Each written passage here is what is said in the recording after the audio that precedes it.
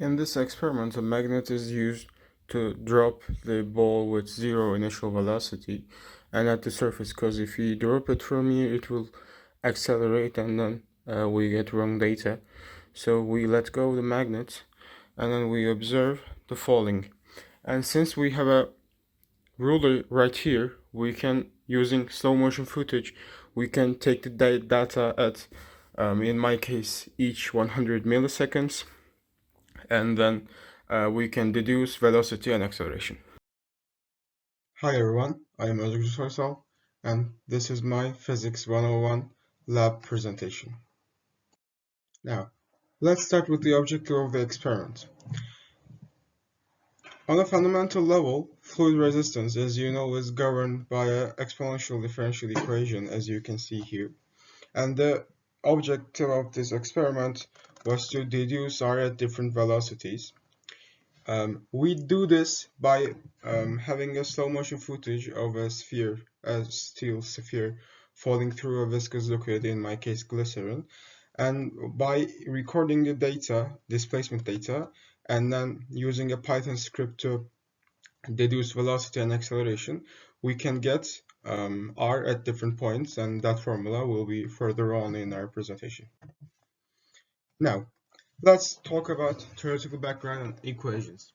The first equation you can see here, equation 2, is just Newton's second law of motion, and the fluid over the body is the buoyant force, and G is gravitational force, and the other one is, as you might guess, the fluid drag.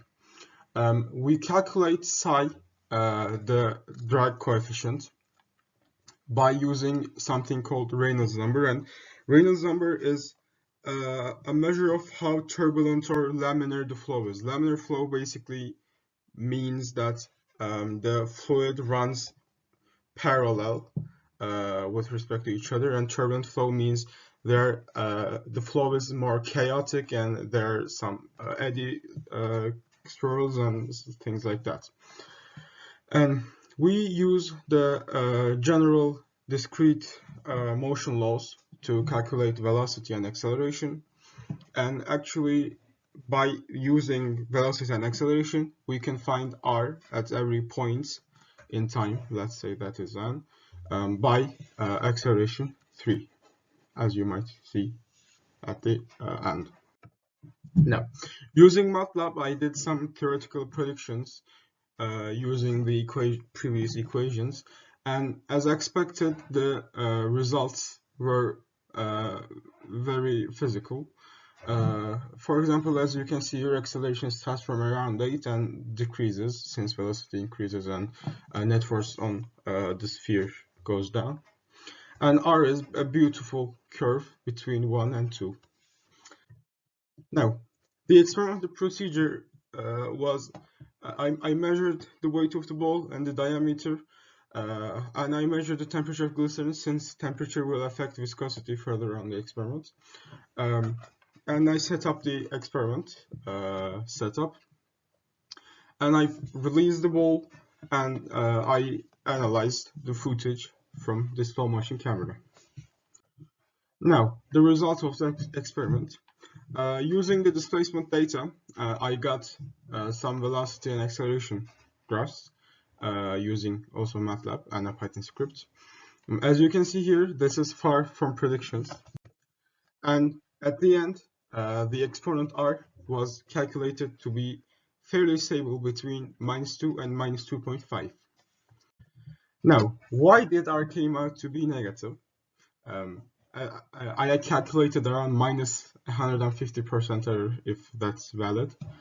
And I think that the most probable reason for that much error is water contamination in the test tube. So before doing the test, I washed the tube since it was dirty, and I think I began the experiment too early, and the glycerin can dissolve water in it, and they're both polar. And so there also, since glycerin is so viscous, the solution was not fairly mixed, and so there was not a homogeneous viscosity in the fluid. The second potential error was the errors made by me by measuring or by analyzing the footage, and that's because since the ruler was not that photosensitive, it does not reflect light very well. I was just kind of guessing which millimeter it was in based on the 2 centimeters it was between, and it comes down to plus minus 1 millimeters of error. And another one is theoretical misprediction. Fluid resistance is too complex to be modeled by just a simple differential equation. However, I don't think this can cause such errors, and also this does not affect any experimental thing, so this is just not really important here. Now, the conclusion and discussion part. As I said, the objective was to deduce R at different velocities, and this was done by measuring displacement at different points on our trajectory. Using the velocity and acceleration data, R is plotted, and the velocity and acceleration data was acquired using a Python script. I input displacement data, and it gives me velocity and acceleration. We got R to be minus like 2.4. The error was most probably water contamination in the test tube. Thanks for listening to me.